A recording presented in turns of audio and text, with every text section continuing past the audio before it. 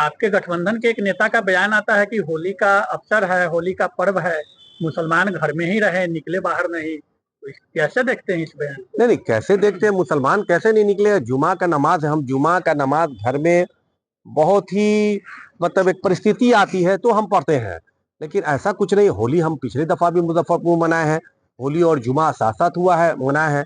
और आप एक चीज देखिए ना भाई, जुमा और होली क्या, ये तो चोली दामन का रिश्ता है मुसलमानों के साथ। आज अभी भी जहां हम लोगों ने इफ्तार किया, आप देखे होंगे हमारे हिंदू भाई कई कई मुस्लिम नौजवानों के साथ होली मिलन समारोह करने के बाद आके इफ्तार में यहाँ हाजिर हुए थे और साथ हम लोगों ने जो है इफ्तार किया है।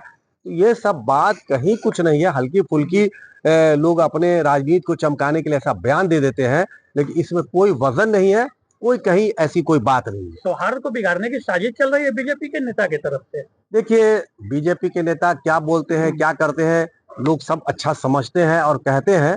और रहा सवाल कि आपने वो बचौल जी जो विधायक है उनकी बात को जो है आपने शायद कोट किया है, तो मैं भी उनके बातों को बगौर सुनने का काम किया था। और उन्होंने बंधु मुस्लिम भाई ऐसा करके उन्होंने अपील अपील शब्द भी उनके इसमें था।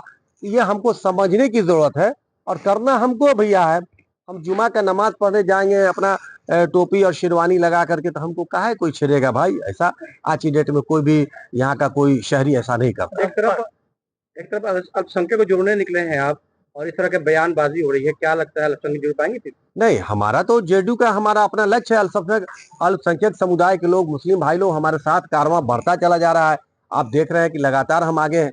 हमारे माननीय नेता नीतीश कुमार जी जो अल्पसंख्यकों के विकास के लिए बिल्कुल उत्तरदायित्व है और वो काम करते रहते हैं लगातार, वो आगे की ओर गामजन है, उसमें कहीं से रुकने का कोई सवाल पैदा नहीं। तेजस्वी यादव तो कहे हैं कि मुसलमान घर से बाहर निकलेंगे और उनके साथ 5-5 हिंदू भाई रहेंगे उनके सुरक्षा में।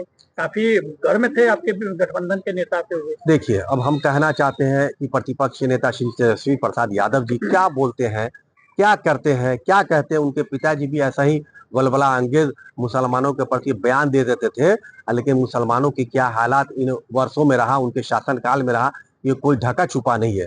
जिस विधायक के खिलाफ इन्होंने कहा ये कर देंगे वो कर देंगे, उनके मतलब पिताजी तक जा करके उन्होंने जो है कहने का काम किया। मैं समझता हूँ ये एक अच्छी बात नहीं है।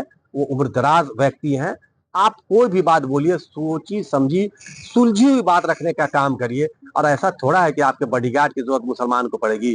अरे मुसलमान तो वो कौम है कि खुद से ही अपनी हिफाजत करना चाहता है, और कहीं से कहीं नीतीश राज में किसी को कोई परेशानी होने नहीं जा रही है।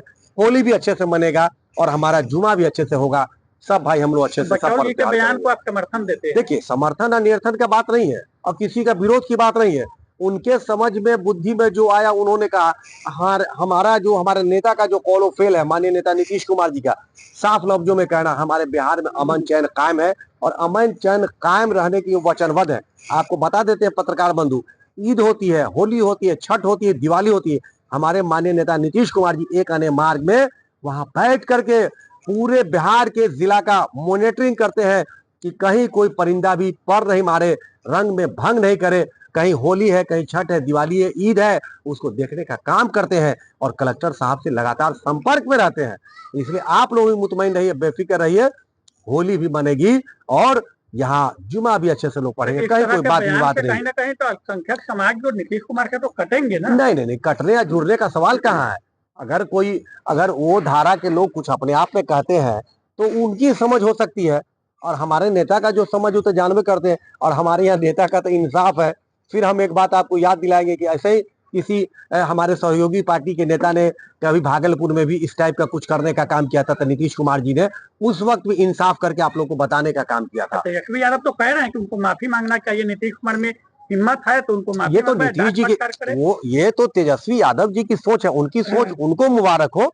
और हमारे नेता किसी की सोच के मोहताज नहीं है, वो इंजीनियरिंग सोशल इंजीनियर है और उन्होंने पढ़ लिख करके भी इंजीनियरिंग किया है और उनको सत्ता चला रहे हैं। अगर आज सत्ता चलाने के लिए सक्षम नहीं होते तो 20 सालों से सफल मुख्यमंत्री बिहार का है और सफल नेतृत्व कर रहे हैं और आगे भी इंशाल्लाह इसका नेतृत्व करेंगे। होली और रमजान के मौके पे क्या अपील करेंगे लोगों? हम अपील यही करेंगे, सब मुस्लिम भाई हिंदू भाई मिलजुल करके सारे पर्व त्योहार जो है अच्छे से मनाए, खुशियां मनाए। और यह रमजान का पवित्र महीना है, आप देखते हैं हिंदू मुसलमान सारे लोग एक साथ बैठ करके जो है इफ्तार करते हैं, कितना अच्छा लगता है। होली में भी हम लोग को अनेकों जगह दावत रहता है, होली मिलन रहता है, हम लोग जाते हैं। और एक शेर के साथ आपको हम कहना चाहते हैं, एक ही सफ में खड़े हो गए महमूदो अयाज, एक ही सफ में खड़े हो गए महमूदो अयाज, न कोई बंदा रहा न कोई बंदा नवाज। तो सब लोग मिलजुल करके होली मनाइए और खूब खाइए, इफ्तार करिए।